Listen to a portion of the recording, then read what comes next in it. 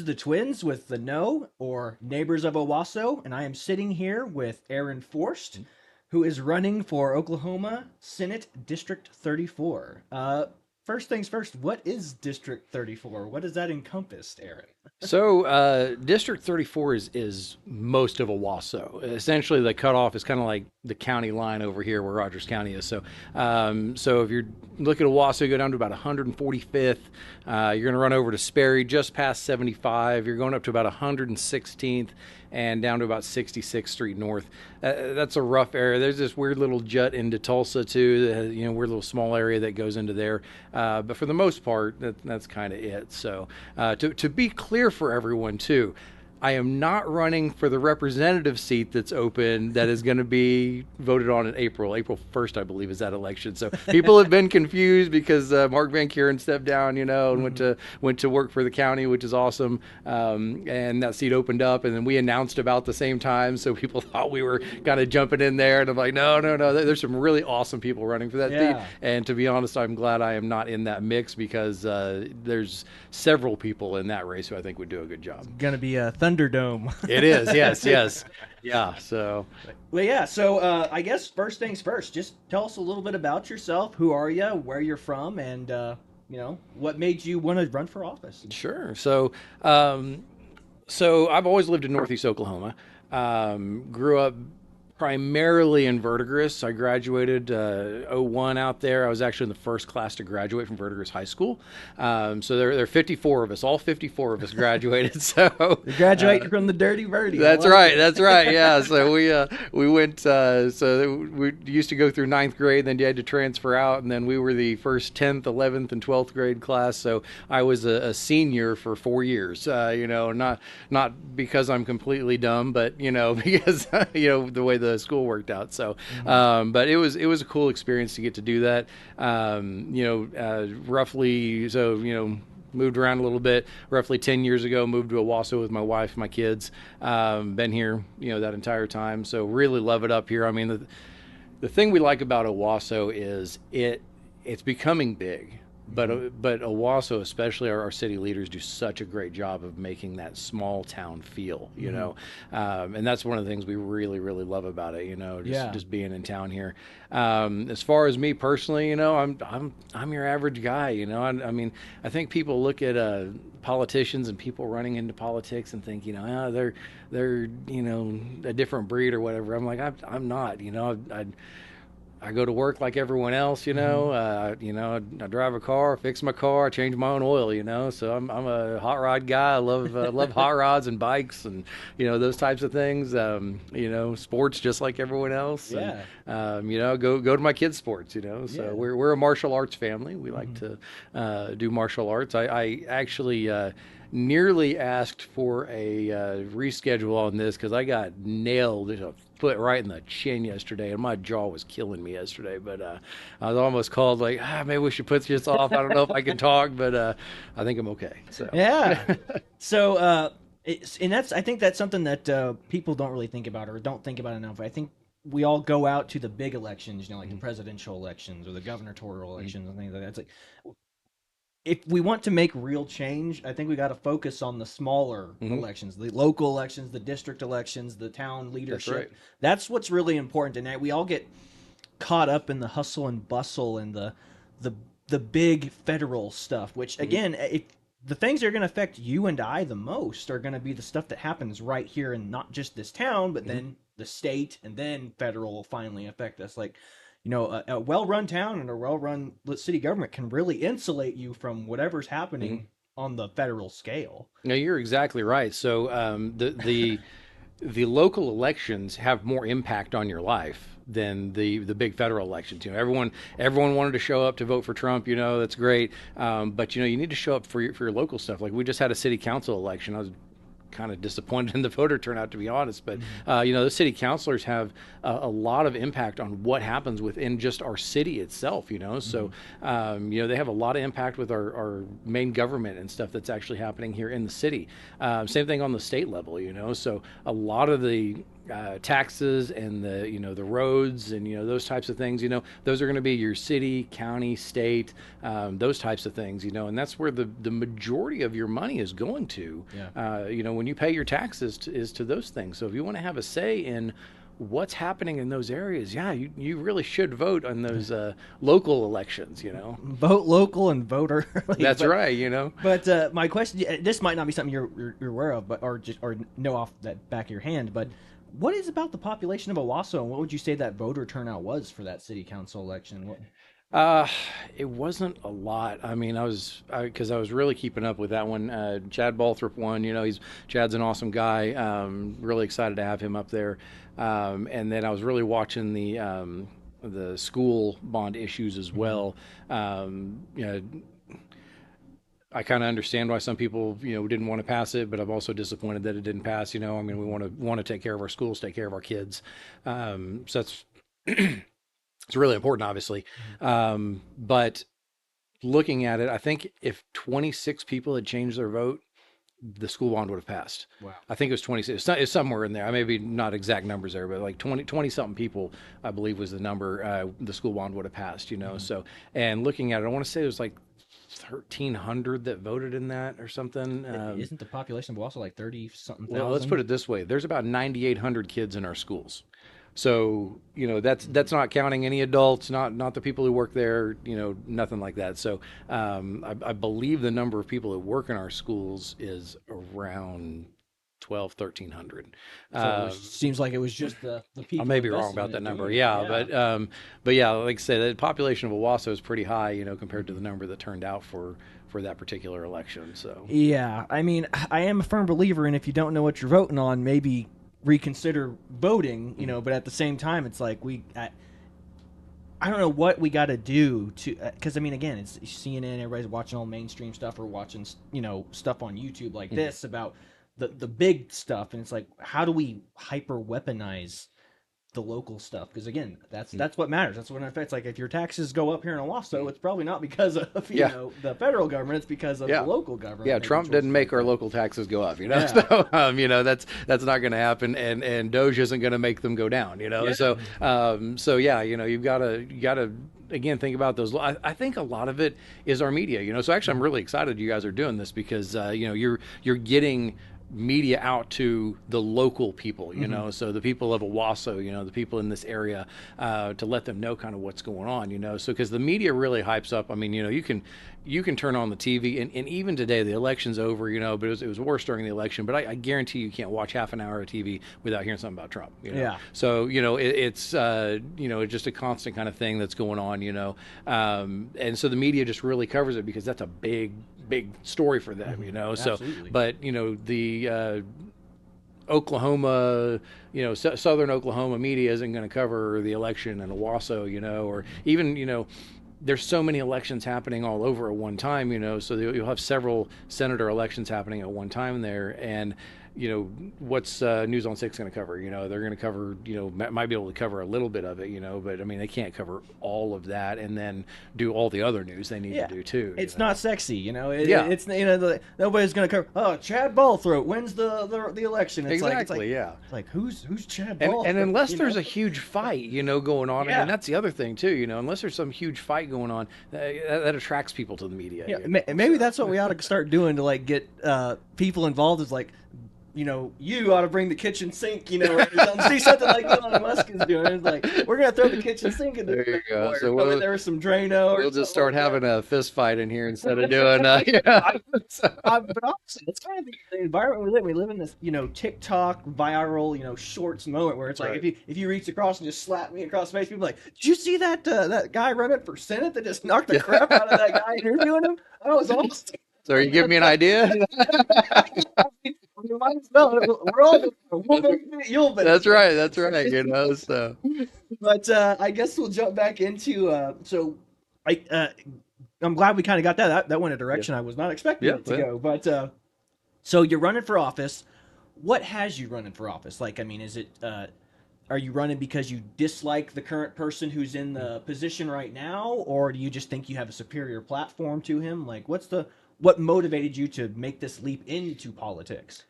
So the guy who's in now, the guy who's our current senator, his name's Dana Pareto.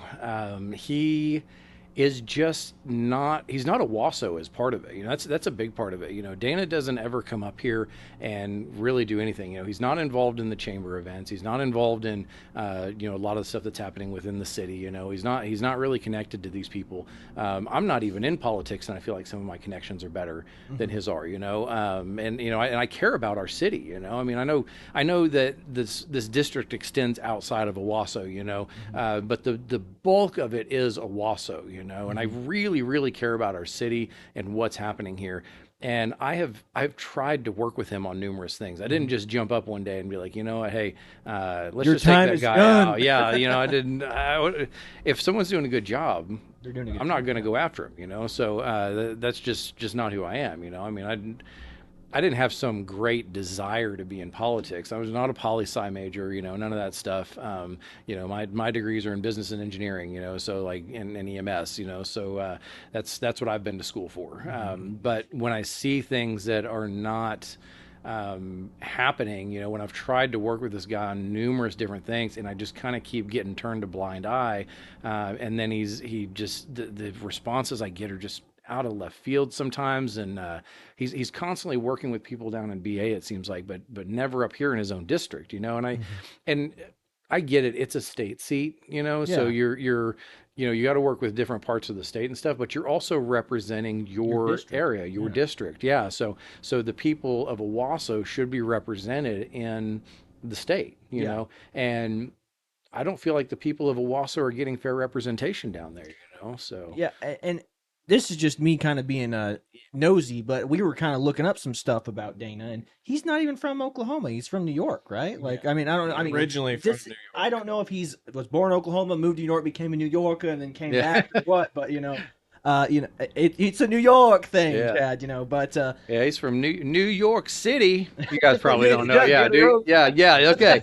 I said that to a couple of guys, younger than me, and they had no idea what I was talking about. I, So, I wouldn't have any idea about what that was if I hadn't watched a movie called "I Love You, Man." okay, Paul yeah, Rudd and yeah. Jason Segel, I believe. But yeah, I grew up with that commercial, so yeah, yeah. so after I saw the movies, I had to look it up and be like, so this is what they're talking That's about. right.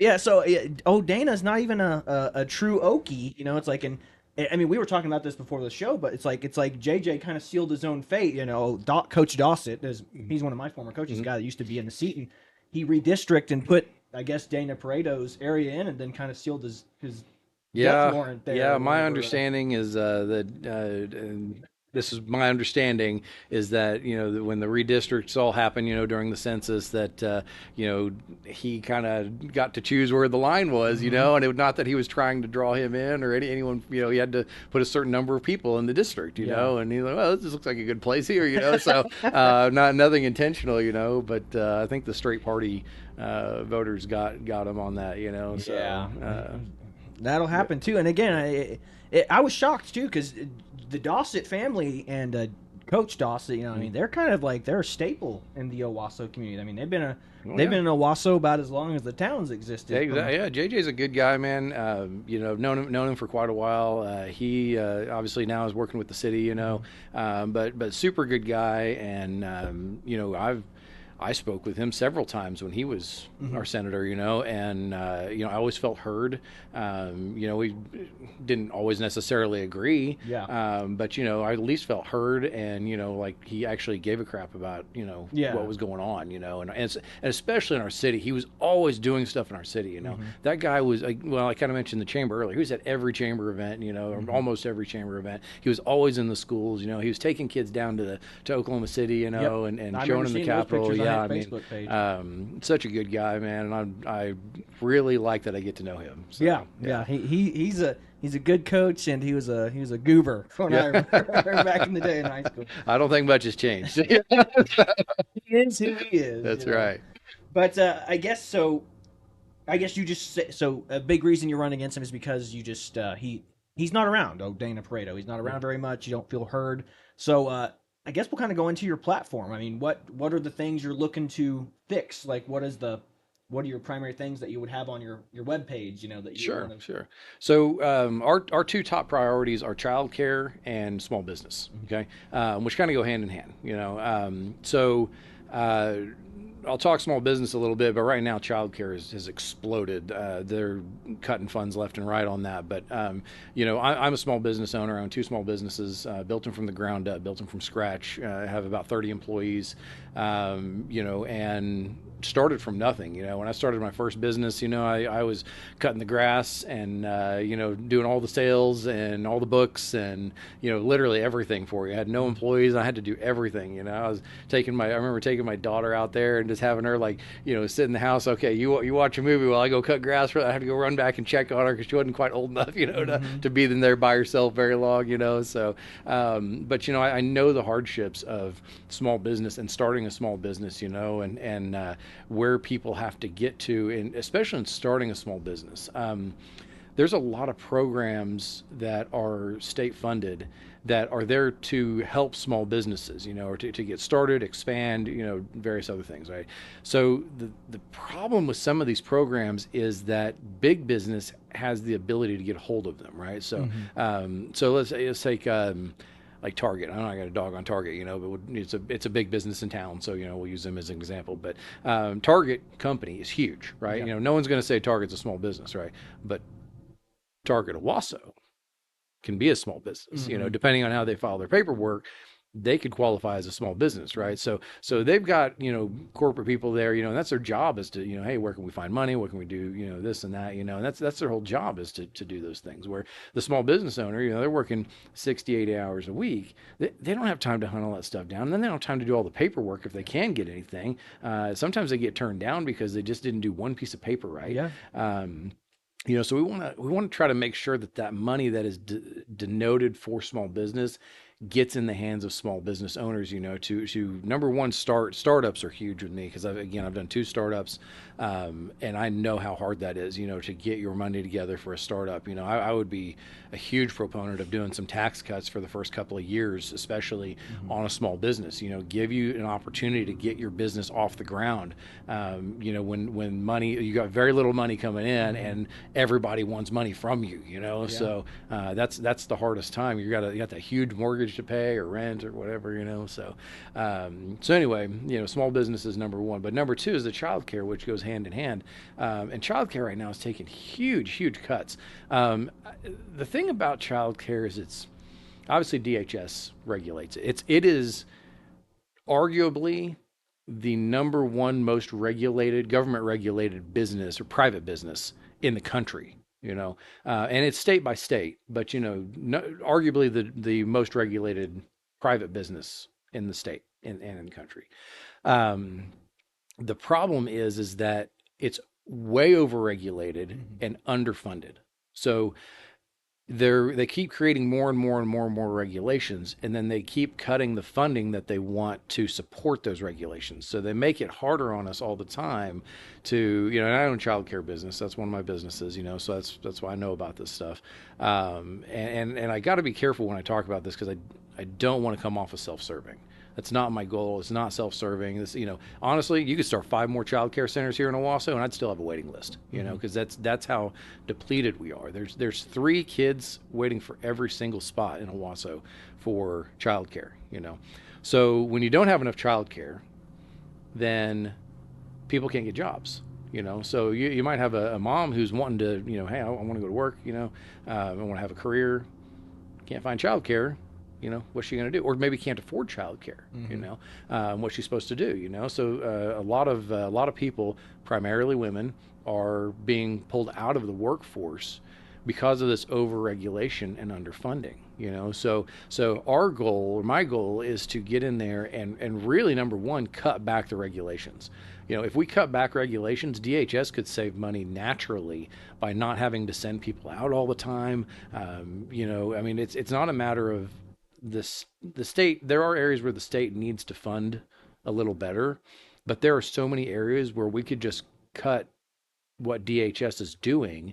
They could save the money that they need to save so they could properly fund childcare, and then you're giving more free enterprise out there as well, for the Yeah. child care owners. Absolutely. And speaking from like an insurance side on the regulations, like let's say somebody starts up a childcare business out of their home. Mhm. I cannot tell you like all the things I have to read through on it for a homeowner's policy that it's just like, do you have this in place for your childcare? Do you have more than this many kids? Do you have Mhm.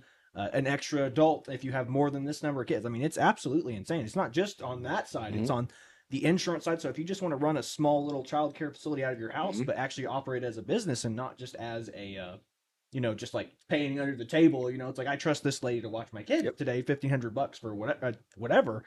It's absolutely it's brutal. I mean, on Mhm. the like, and so I think you're going to get a lot of unregulated, Mhm. baby care centers just because it's like I'm not going to pay the extra whatever on my homeowner's insurance to Sure. do this, but they also at the same time they're exposing themselves to this giant liability risk on the off chance mom or pop goes, my kid got injured on your property, Mhm. you're donezo, and then their insurance finds out you were doing this. Sorry, you weren't covered for it because you didn't tell us that That's right. you were doing these things. So that's just, I mean, he's talking about it from one side, and then you have the other side where it's just like you're getting hit from Yeah. everywhere. Well, and you opened up a whole can of worms there. So so on the you mentioned home centers, So I run a dedicated center, but there are also home centers as well, So the regulations for home centers versus a center like mine are different. So I'll give you an example, like pack and play, the fold up cribs, So those pack and plays, you can have those in a home center. They'll let those go. That's all right. That's okay. It's in their book. Whatever.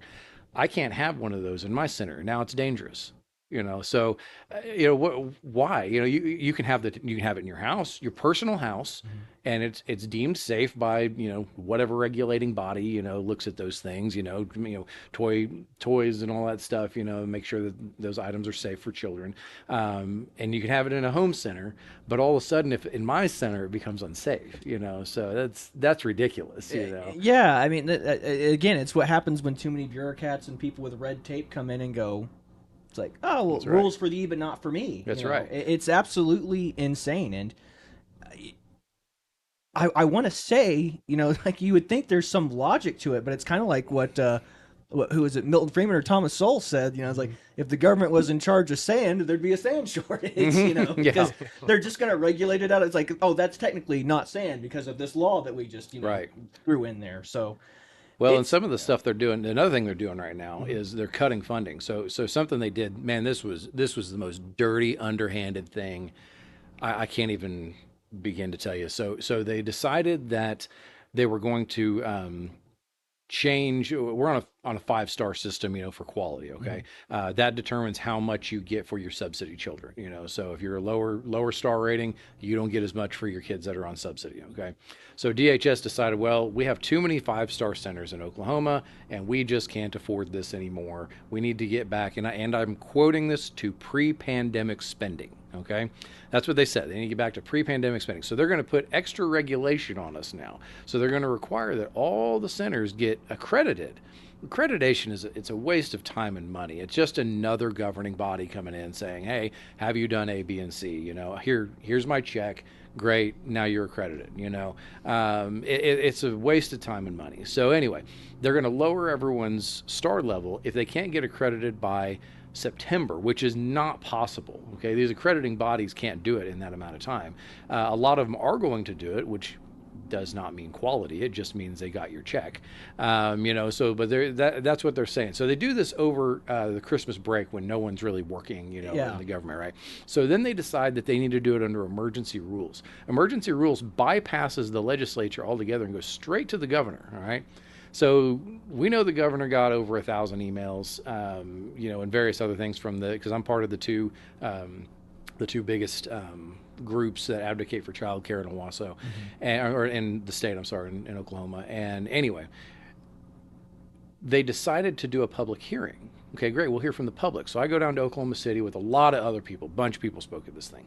And the day they decided to do it was the day that Lonnie Paxton was getting put into his seat and all the new people were moving into their offices and all that. So none of the legislators could show up to this thing, So, again, very underhanded the way they did this, right?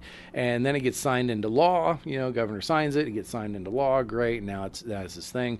And then they come out with the statements, and they keep talking about saying, oh, we're so excited about the new level of quality that you're going to have in your child care centers. And we have them on record numerous times stating it was about money. Has nothing to do with quality at all. Yeah. You know, we essentially want child care to get, or the state to get out of the quality business and just safety. That's all we need you there for. We want to make sure that kids aren't getting hurt. You know, as long as they're not getting hurt, we'll handle the quality on our own. Yeah. You know, Again, perfect Milton Friedman line right there. It's like licensure is no guarantee of quality. It is just ridiculous that they could push that. Again, underhanded tactics. It's like what do they do? It's like when do they pass laws or give verdicts out for court cases that are very unpopular? They do it on Friday because everybody's busy on Friday night. They don't want to come out and do it. Now, if you do it, you drop it Monday or Tuesday in the middle of the week. Like people are like, "Whoa, hey, I was paying attention then. I'm not paying attention on Friday. That's right. I'm going out with my friends. I'm spending time with my family." That's right. Everyone's on Facebook on Mondays, you know, at work. So. Yeah. That's so true. So that is what it has turned into. Is like government has just turned into red tape for new businesses, and it's just a way for them to skim a little bit more money off the top of you, especially when it comes to the licensure stuff. You're just like, come on. Yeah, like there's no me getting licensed in insurance didn't make me a better insurance agent. Yeah. It's like it didn't make me better at selling it. Didn't make me better at anything. It just guaranteed the state and whoever puts on those tests, the proctors, their mandatory whatever cash they get paid for me to go in there and just sit there and be like, good Lord, I have to sit here for 2 hours and take this darn test. And I already know what I'm doing. The government shouldn't be an insurance any more than just to make sure you guys are not ripping people off. Yeah. I mean, that's really all they need to be there for. And with us, it's really just safety. Again, as long as we're not, breaking kids' arms, stuff like that. I mean, and the really bad part about some of that safety stuff too is that if I have a employee who does something that is unsafe, the employee they don't get dinged for it. We do. Yeah. So, our center gets dinged for it, and that employee, obviously we're going to terminate them, Yeah. but, they go leave and they go to the next child care center. It's amazing. It's like the business solves its own problem by getting rid of the problem employee or the employee who wasn't paying attention to the kid or something. But it's like, at the end of the day, it's like, again, the business is the one that has all the liability, takes all the punishments. Like, we already corrected for the problem, but as far as the government's concerned, you're still part of the problem. Exactly. Yeah. And like I say, they're just cutting funds left and right. They keep saying pre-pandemic spending, and that means anything. Well, I've said numerous times, how am I supposed to get back to pre-pandemic spending? You want to pay me like it's pre-pandemic, but all our food costs are up, my employee costs are up, my insurance costs have skyrocketed. Yeah. Like I can't get back to pre-pandemic spending. That's not possible for anyone, not just childcare. None of us can get back to pre-pandemic spending. You got to look at the governor, whoever's in charge, like, are you going to take control of this inflation thing? Because that's about the only way we can get back there. Yeah.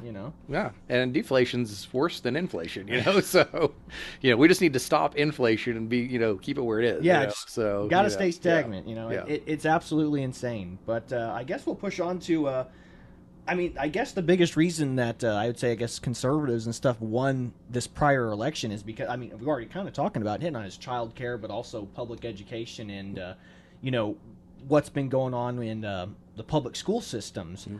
And now, obviously, this won't be your sole focus, but again, I think it's a big reason for what a lot of people want. So, what is your position on the whole trans issue with the kids in sports, trans kids in female sports? Yeah, we just can't have that. We're built differently. It's quite obvious that we're built differently. And different people have different ideologies on this kind of thing. But when push comes to shove, like that Lia Thomas, whatever. Yeah. So, that just. Obviously, physically, men and women are drastically different. I can go off on this all day, but we all kind of know these things. So you can't just decide that you're, and the thing is, sometimes I say, okay, I feel like I'm, a man feels like they're a woman. Okay, that's fine, but physically, you still have the strength and the abilities of a man, you know. Bone So density. yes, and coming from like my wife, for example, she played D1 softball, Mhm. and she would tell you all day long, just like, because women's sports are not looked at as highly as men's sports, Mhm. just in general, and how hard it is, to get scholarships and various other things, and if you do get a scholarship, a lot of times it's not as heavy as the men's sports are and stuff like that. So just just to say, well, hey, I don't know, what were you not good enough to play in the man sports? I mean, Yeah, yeah, so you gotta go pick on someone who's less physically fit. You know what I mean? So and that is not a a rip on dig. women, a Yeah, dig on women at all. It's just it's nature. yeah. So yeah, I do not understand that at all. Yeah, Um, I don't either, and it's good. I'm glad because I've definitely talked to people that I know through the current student board and things like that. People who just refuse to answer these kind of mm, questions, and the fact that answered honestly is very telling of your mm, character. And I think if you can't answer those questions, I don't think you should be running, in yeah. my opinion. But I appreciate the candidness of the answer and the truth because again, I mean, and this is coming from somebody who does combat sports. Mm-hmm. You're mixed martial arts. I mean, we know that we enroll our kids and young girls, in your Mm-hmm. case, in combat sports to inevitably deal with situations with people who are probably stronger than them and Mm-hmm. of the opposite gender. But we don't do it because we want them to do that. We do it because it's the last option for them. Exactly. It's like I'm not doing this. I'm not training you to go out looking for trouble. You're Mm-hmm. not Batman. That's right. I'm training you to, in the last resort, to be able to defend yourself and get on out of there before they can catch you again or That's something right. like Yeah, that. one of our tenets is I will not misuse Taekwondo. Yeah. So it is for defense only. And Mhm. unless we're fighting each other, because Yeah, that's yeah, more yeah. that's fun. We're just So, having a good and we're having that's like I said, I got hit in the chin. So it happens. But yeah, it's but even there's times just depending on who shows up to class, when I have to fight females, and now granted there are a few females in there who have whooped up on me, Oh yeah. but they've been doing it a lot longer than I have. But when you get someone who is comparative, in rank and time, that I've done it and stuff like that, and then again just overall physical, martial arts that I do is not so much a strength sport as it is a skill. Yeah, I it's mean, strength goes into it, but women do have some of a leg up on me a little bit in especially flexibility and stuff like that. I'm not a absolutely. very flexible person, so. And then in the rules of combat sports too, like especially when you're in a training environment, it's not like they say kill. Mhm. Like it's you guys are it's a dance than It it is is. anything. Yeah. And then it's like if it was different, where it's like okay, now I literally want you to do everything in your power to stop her. It's like it's a very different Mhm. type of situation if something like that happens. And it's like again, bone density, your Mhm. weight, your size, just being able to grab them and hold them and just put them in a Mhm. just. Again, I think one of the best things I ever said was I had one of my friends played football at TU, and he was 300-pound lineman. I'm like, Mhm. I did martial arts for like 4 years. It's Mhm. like I can't karate my way into beating this guy. If he Yeah. sits on me, the fight's over. Yeah. I can't a 300-pound man sitting on my chest it's like the fight's over. There's That's right. nothing I It's can like the do. hammer of Thor, It's, Like really good analogy there. the thing I think we have to keep in mind about all this, though, because we're getting into, like, say, the trans, LGBTQ, those types of things, Mhm. is I think the thing that we all have to really be cognizant of when we're talking about this stuff, though, is treating each other with kindness. Yes. We are not going to agree with. There's people that are not going to agree with us on this issue. And I think it's imperative to say that I don't hate anybody. I love you whether you're straight, gay, doesn't matter to me. Whatever your view is on it, whether you're straight and believe in that or not, it doesn't matter. I care about you the same way that I care about everybody else. And Absolutely. while we may not see eye to eye, we're going to have to agree to disagree. And there's going to be some areas that we're just not going to connect on. But the fact that we can agree to disagree and treat each other all with kindness, I think, is a really big deal, because that's what Christ would do. Yeah. Christ is going to do that. Christ, hung out with sinners. He hung out with tax collectors and those types of people. And I know people are like, oh, those tax collectors. We got those all over the place. Well, back then, a tax collector was like the lowest of the Yeah, low. it was like prostitutes above him. That's right. Matthew was a tax collector. Yeah. He wrote one of the most comprehensive books of the Bible. Yeah. So, but if that's the kind of person he is. I want to try to emulate that, Mm-hmm. you know. So I always try to make that point when we get into the subject is just treating people with kindness and not with hate, and regardless of whatever your Yeah. beliefs are. Dignity and respect. Again, it's Mm-hmm. we hate the sinner, we hate the sin, we don't hate the sinner. That's We right. all struggle with something, and that was very eloquently put. But all three of us have sin as well. Yeah. Oh, yeah. So in God's eyes, it's the same. Yeah. So By no means. that's right. If I backhanded you like we were talking about earlier, it's the same thing. Exactly. So Exactly. And again, we all struggle with something, whether it be whatever you're attracted to, or I mean, like I'll tell you that. I mean, you think you get a girlfriend or you get a wife, and you're like, man, you think the whole looking at other ladies stuff stops. It definitely does, and you're like, that's a pretty girl. I probably shouldn't be looking at That's her right. like that anymore. But yeah, no. So I guess we'll push on to well, I guess we'll stick with the LGBTQ theme. It's like a lot of what was going on, like PTA meetings and stuff throughout not here specifically in Oklahoma, but just throughout the country was it's like a big push for all these LGBTQ books.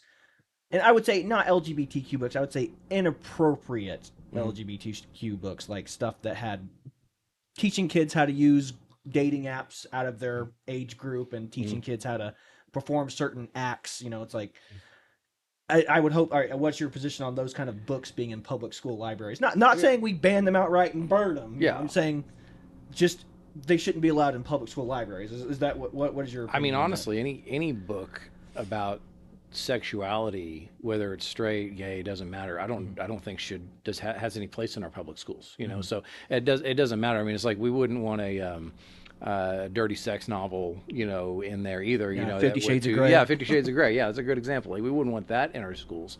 So it doesn't matter which way it goes on that. That is the. I know kids have a sex ed class that they typically take, 6th, 7th grade, 5th grade, whatever, kind of, varies from age and school district Yeah. and stuff like that. But anyway, they have those types of things, and people have to consent to them and stuff like that, So, and I get it. There's an aspect of it that I think the school can teach.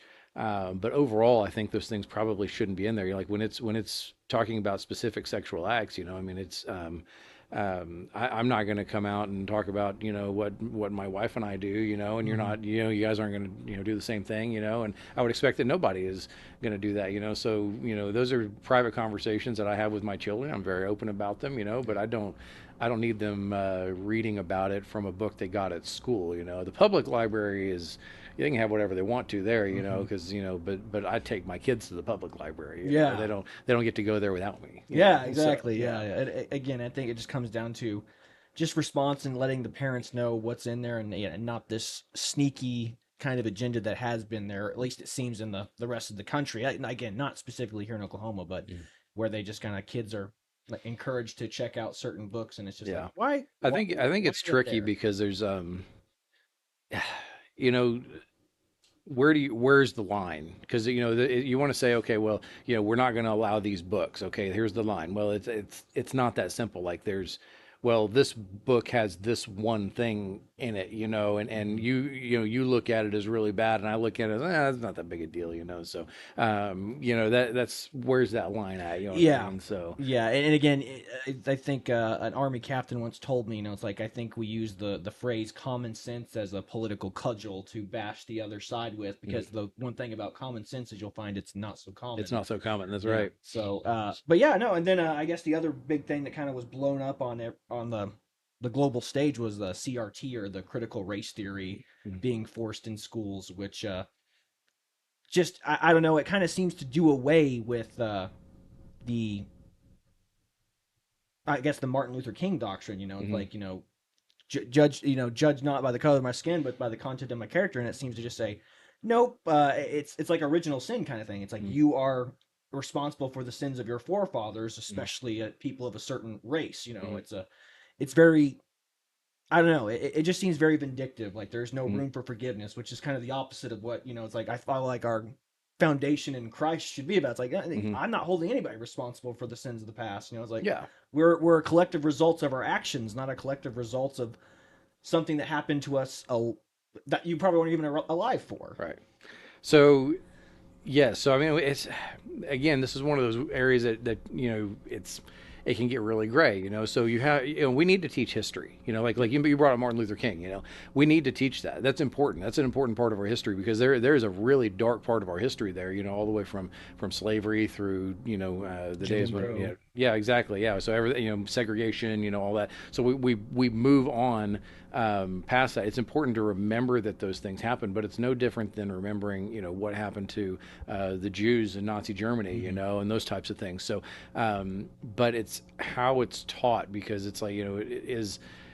I think that today's generation doesn't see it the same as like our parents' generation, So, I remember, talking to family members, about like my great grandfather, he had like one black friend, and that person was, when they came to his house, came to the back door, because and that was the culture of the time, you couldn't be seen having the black man enter the front of your house, and then, but as we've progressed through time, I mean, like maybe our grandparents' generation, using the N word was obviously maybe not a good thing, but was not as socially unacceptable, in certain circles, Yeah. Whereas now, I mean, it's like I won't even say the word, I mean, I say N word, you know what I mean? So, where I think in previous generations you might have been able to say, well, if you were to say, then you could get away with it, But now it's like I can't even say the word. It's I got to say N word, you know what I mean? Yeah. So, Yeah. and I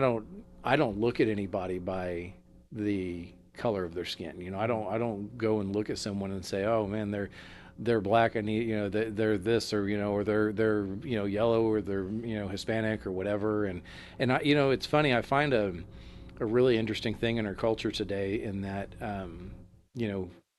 I can't talk, I can't say anything bad about African Americans, and I wouldn't, but if I were to say something bad about African Americans, I would be crucified, Absolutely. If I were to say something bad about Hispanics, that I probably couldn't get away with it very easily, but it's more socially acceptable because the wall and all that, you know what I mean? So it's I think there is some racial tension, but maybe in a different way than what we're all kind of realize, Yeah. But as far as the school stuff, like you talked about, we need to make sure that it's taught in a historical manner, not so much as a, hey, you're responsible manner, So, yeah. Well put.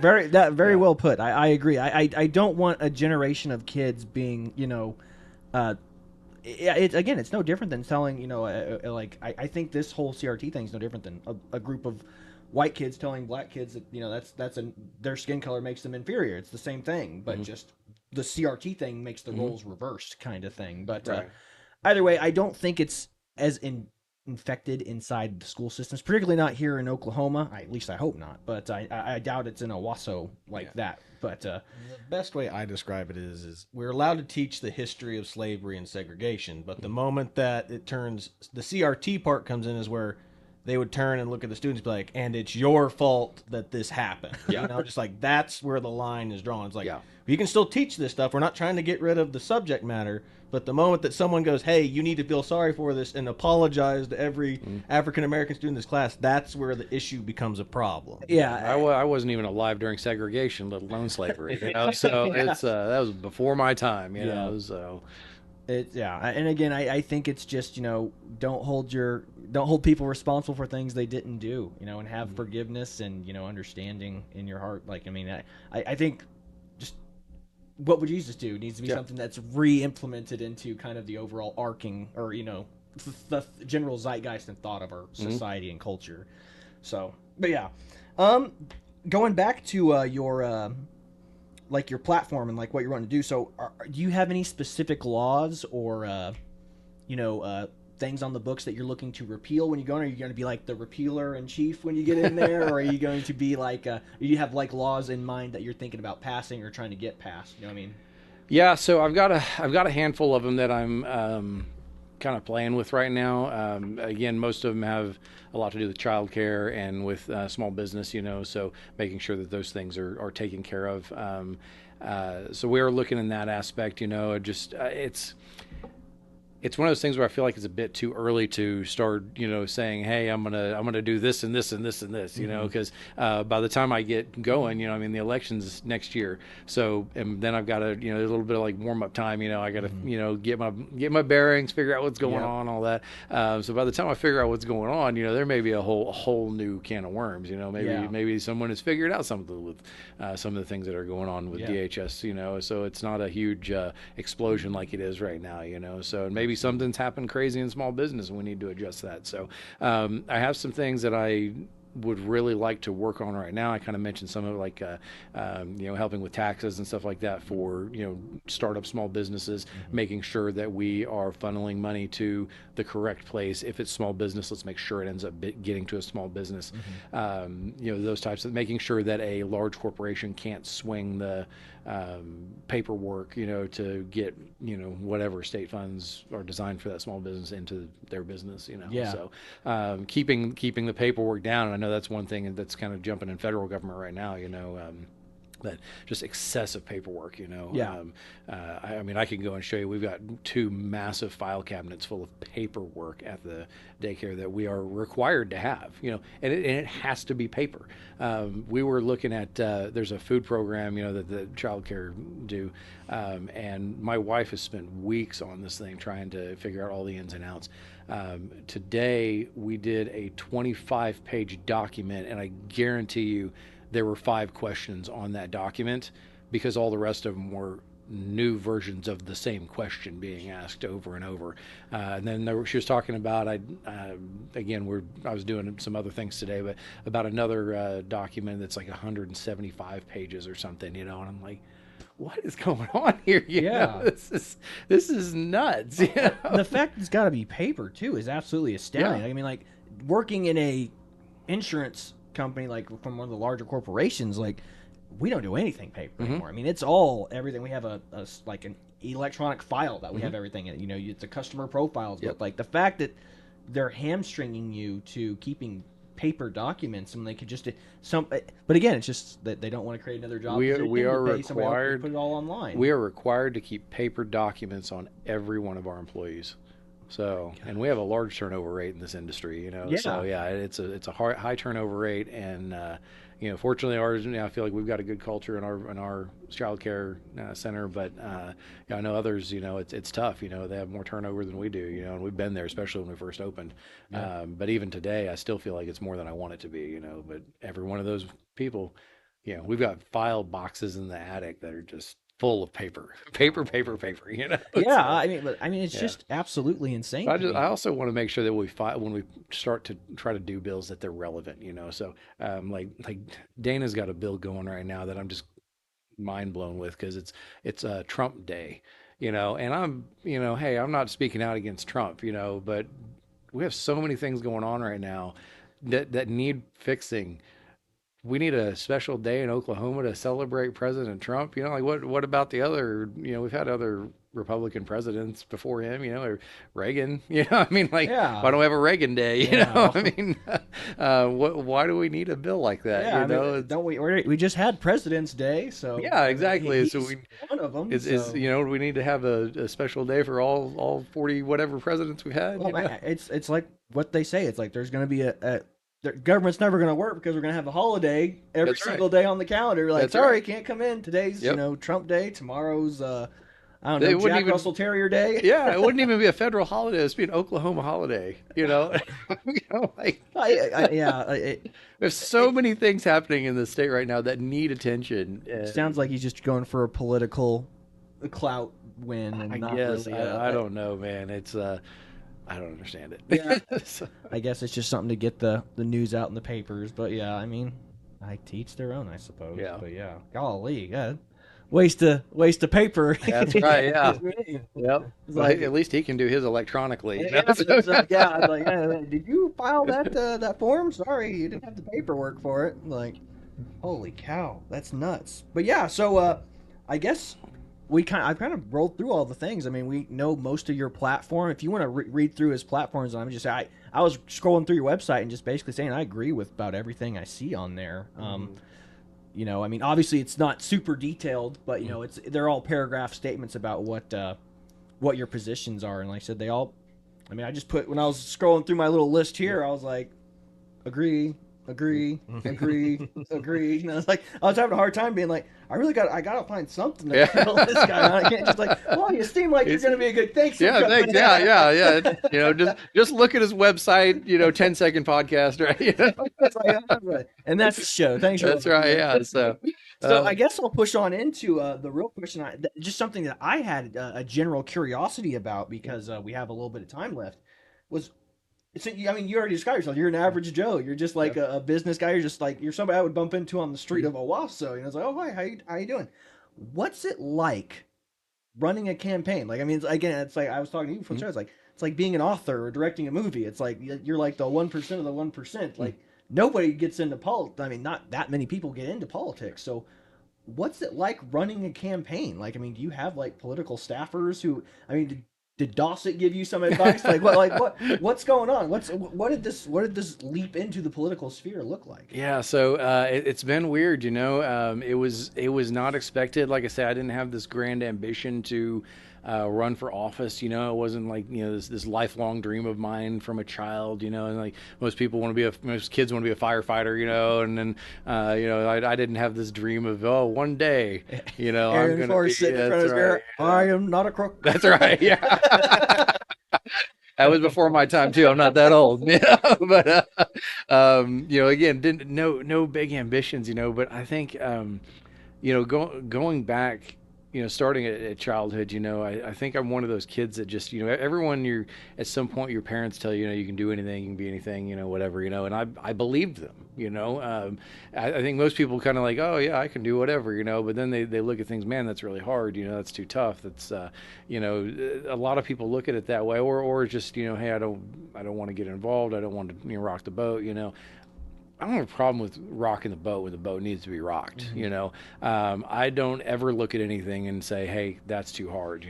I work with. I decided to hire a company to kind of help me out. To know what to do, and they kind of jokingly, and at first I wasn't sure if they're joking, but maybe one day governor, and I'm like, well, let's do the Senate race first, So, but I don't have any big ambition to eventually go for governor. Mm-hmm. That's not my, wherever the Lord leads me on this thing, But I think the cool thing about it, and I really feel like a lot of it's is God led, because the people that I have connections with, I don't really know how all of those connections worked out. JJ is a good person to talk about on that, because I met him because his son was in like my Sunday school class, mm-hmm. So, and he came to pick him up one day, and I got to talking to him a little bit, and eventually we hit it off, and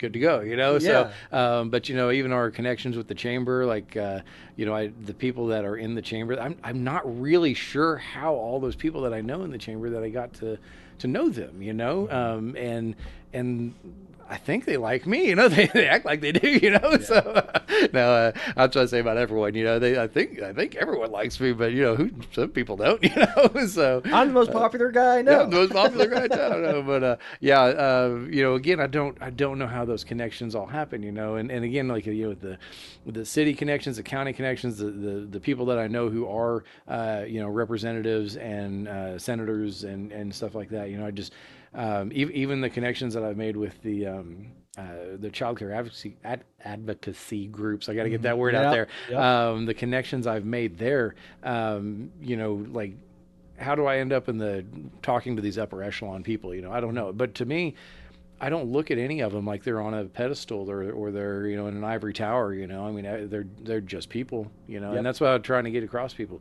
I'm just a person, You don't look at me like I'm like in an ivory tower, because I don't want to be that person. I don't want anyone to look at me that way. And if I am coming across that way, I'm not doing my job.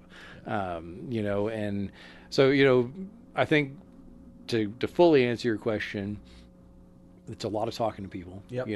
And there's always some disagreements, and then you'll have some people that just flat out attack you, and I've had some people say some things on my Facebook and stuff like that, that are just, slamming me, or asking me some question that they know is going to start a fight, you get some of that, but it's not a lot. A lot of it is people who are genuinely interested in getting to know you and what you stand for, just kind of the conversations that we're having here, just not in front of everybody, so. I think what you said, I think when you run and you get these crazies that come after you, I think, especially in this modern political era where we live in, where I think politicians are the new celebrities now, it's like you become the avatar of everything that everyone wants to hate you for. So even if you're, like, it's like, oh, I don't even hold that position. It's like, you're still the avatar for everything I dislike, which is kind of, it's really crazy. It's absolutely crazy, but that's the political environment we live in for whatever reason. And I know politics has always been a hot, sensitive subject forever, but, I guess, and then you were saying rock the boat. I really like the fact that you say, I'm not afraid to rock the boat. The boat needs to be rocked, because I saw a quote the other day where it was like, or it might have been today, but it was like, it was a quote that said, it's Jesus, it goes, some of you are sitting at tables I sent you to flip over. It's like, I was like, wow, what a great, saying. I was like, yeah, it's so true. Some of us are breaking bread and sitting at tables that, it's like, hey, maybe you ought to flip that table over because it's not worth, it standing up because whatever it's a part of is not good. So, I guess we'll wrap it up here. So, where's the best? Did you have something, Chad? Oh no, I was gonna say we need to touch on his event that's coming up. Yeah, that's what I was about to say. That's where I was going. If people support you and find you, where do they need to go? And when, I know you have a meet and greet coming up, so what's the best way to support you financially, support you and in person, and just hang out? Like, what do they need to do? So financially, go to the website. I am quickly finding out how expensive these campaigns are to run. It is a lot of money, and financial support is greatly appreciated. So if you're wanting to get involved, I would very much appreciate that. And different people have different amounts they can donate. I understand that. But even the smallest amounts are a big help. So if you can get on the website and donate in that way, that's fantastic. As far as the you mentioned the meet and greet as well. Yeah, if you want to meet me, come talk to me in person. We're going to be at Fulfilled Coffee on Thursday at 6:00. So it'll be this coming Thursday. And yeah, it's going to be a good time. We're going to have a charcuterie out there. We're going to have some drinks. There'll be some baristas there making up some coffee. So if that's the thing, get you a good coffee, and I'll be there to answer questions and just kind of let people know a little more about me and some of the fun stuff too. Like we didn't get too much into that, but like I'll give you a fun one just because we got some time. I was on The Price is Right, and I won a car. So yeah, I even have the tattoo to commemorate it right now. So. But I was in The Price is Right and won a car in June of 2008. So it was a PT Cruiser, not this kind, but it was a free car. Who's going to turn that down? That's right. But here's the kicker. 3 years later, I was at a different church at the time, and I was in a raffle, and I won a motorcycle from that church. So I won a car and a motorcycycle within 3 years of each other. Yeah. Oh my gosh. Yeah, somebody's. Oh yeah. So there's just some fun facts. Yeah. Awesome. Yeah, but. I want people to know those types of things too. And again, just know, like, hey, I'm a fun guy, and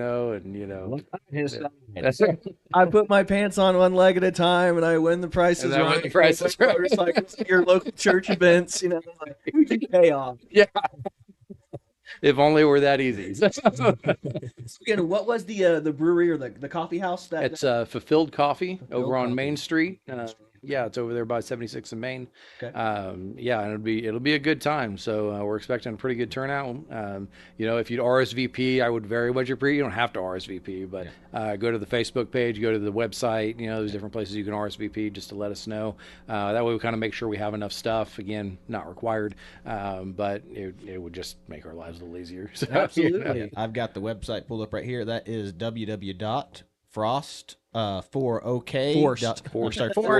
Yep. Sorry. My dyslexic is pulling up. It says, but yeah, www.forst4ok.com. And the meet and greet is right on the webpage. Just go to events, and I can see it right here. And again, it's got the date and time, 6 p.m. to 8 p.m. at Owasso, 105 South Main Street, Owasso. And that's Fulfilled Coffee. Sweet. And that Forst is spelled Forst, so everyone gets it, because Forst4OK.com. It's a German name, I want to make sure everyone. But we did buy Frost4OK.com as well, because I knew someone was going to do that. So if someone goes to the wrong page and cuts off the podcast, we will they will make it to the right place. Perfect. Just like I did right there. That's right. Hey, and thank you for coming on the show. Like I said, I wish you luck in your campaign. I'm looking forward to seeing what you do with it. But this is the Twins with the No, or Neighbors of Owasso. We appreciate you all watching, and God bless you. See you later, everybody.